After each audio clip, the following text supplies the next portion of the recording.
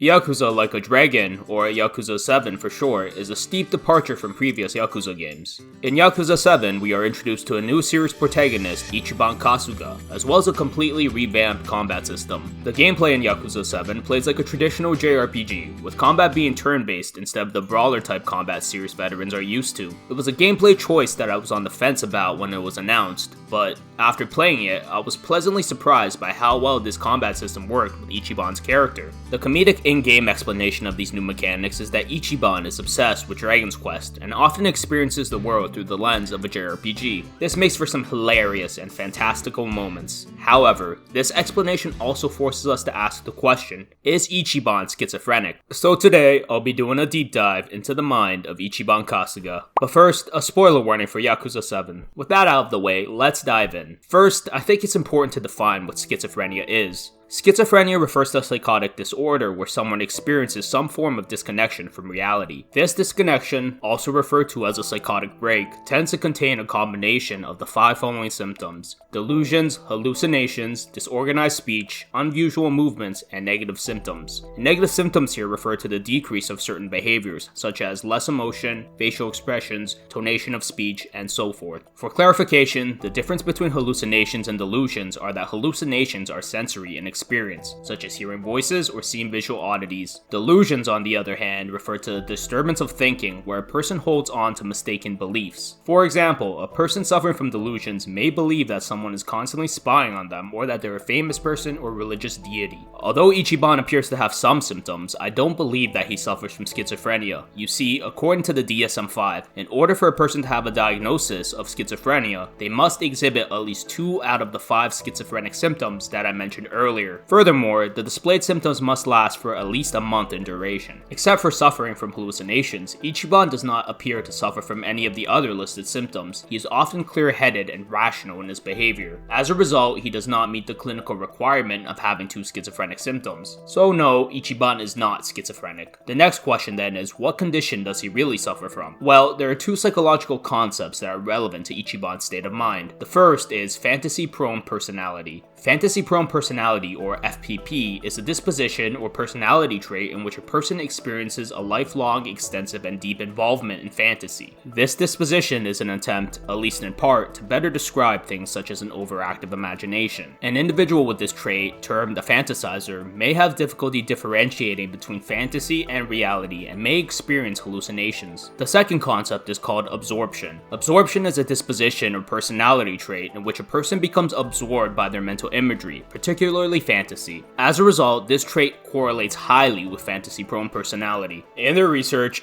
Ian Wikramasekara II found that higher levels of empathy play a role in higher levels of absorption. Building off this research, Anissa Rivers conducted a study on individuals who regularly play fantasy or sci-fi role-playing games. She hypothesized that RPG gamers are more likely to develop fantasy-prone personalities and absorption tendencies due to elevated levels of fantasy proneness, imagination, and empathy. In her study, 127 individuals who self-reported as regular RPG gamers took 3 psychological surveys: a measure of empathy, a measure of absorption, and a measure of fantasy proneness. The study found that RPG gamers demonstrated an elevated score of empathy when compared to the control group. The study also found significant correlations between empathy and the presence of absorption tendencies and fantasy proneness. These findings confirmed her hypothesis of elevated levels of absorption and fantasy-prone personality in RPG gamers. As we know, Ichiban has a clear affinity for the Dragon Quest games and matches the personality profile of someone who is more likely to become fantasy-prone. Furthermore, research has also found that fantasizers often have a large exposure to fantasy during childhood. This overexposure can occur in various ways, such as parents or caregivers who overindulge in their child's imagination during childhood, exposure to abuse where fantasizing can provide a coping or escape mechanism, or exposure to severe loneliness and isolation, such that fantasizing provides a coping or escape mechanism from the boredom. Of particular relevance to Ichiban is the last one. Remember, Ichiban was adopted by Shangri-La's manager Jiro Kasuga and raised in a soap land. Although he loved the people in the Shangri-La like his own family, he would often find himself alone when the staff had to work. As a result, he would spend his nights playing Dragon Quest as a means to escape from his own reality and dream of becoming a hero. It was a coping mechanism for him to escape his boredom and loneliness. Fast forward to many years later, Ichiban is in the Yakuza, and his family head Arakawa asked him to take a fall call for a murder. Because Ichiban owed Arakawa a debt of gratitude, he was more than eager to accept this opportunity to repay back his debts. He is then convicted and ends up spending 18 years in prison. Although we're only given a short glimpse of Ichiban's time in prison, it wouldn't be a stretch to say that it may have aggravated his fantasy-prone personality. Ichiban likely experienced intense boredom and loneliness during his sentence, and it's possible that he may have retreated into his imagination to cope. There's actually a scene where Ichiban's in prison where he stares aimlessly at the ceiling, and he's posed almost as if he's daydreaming, which could hint at the fact that he's receded into his imagination.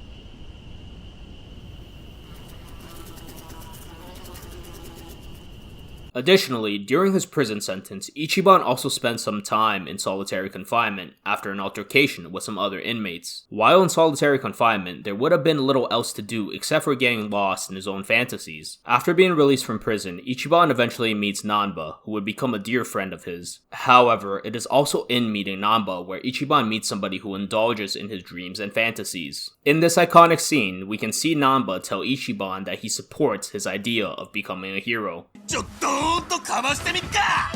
おう、その意気だ一番。俺たちの輝かしい未来に乾杯だ。ああ、未来の勇者にな。乾杯。 Furthermore, during a scene where Ichiban, Nanba, and Adachi try to pull a bat from out of the ground, Ichiban is the only one able to do so. Ichiban is excited by this feat and jokingly says, "I bet only the chosen hero could pull it out." Nanba then feeds into Ichiban's ego and imagination by playing along and saying, "Oh, of course, I forgot that we have a hero in our midst." He then goes on to say that in RPGs, there's always a holy sword that only the hero can pull out. This interaction leads to Ichiban declaring that he'll become the savior of the world. This would be the causal event that causes Ichiban's imagination to run completely wild as his fantasies begin coming out in full force. It is immediately after this interaction where we see Ichiban starting to hallucinate and seeing the world transform around him.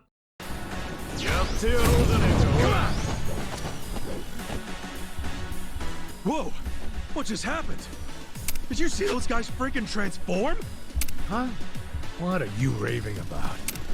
You know this isn't a video game, right? Come back to Earth. No one else sees this? Well, whatever. At least it's more fun for me. So, in summary, Ichiban is not schizophrenic, but rather, due to his upbringing and life experiences, has an overactive imagination. After meeting people who indulge in his absorption tendencies, his fantasy-prone personality then comes to life in a bizarre way. He begins to visualize his journey and himself as part of an epic quest, and his hallucinations are a byproduct of this over-imaginative thought process. Class, as always, thanks for checking out Vgology, where we explore the psychology of our favorite video games. If you enjoyed this video, then in the spirit of RPG games everywhere, let's pump those like and subscribe stats. You'll probably also enjoy my other Yakuza psychology videos linked on the screen. And if you want to help support the channel, make sure to leave a comment or check out my Patreon and affiliate links in the description below. There's the bell. Class dismissed.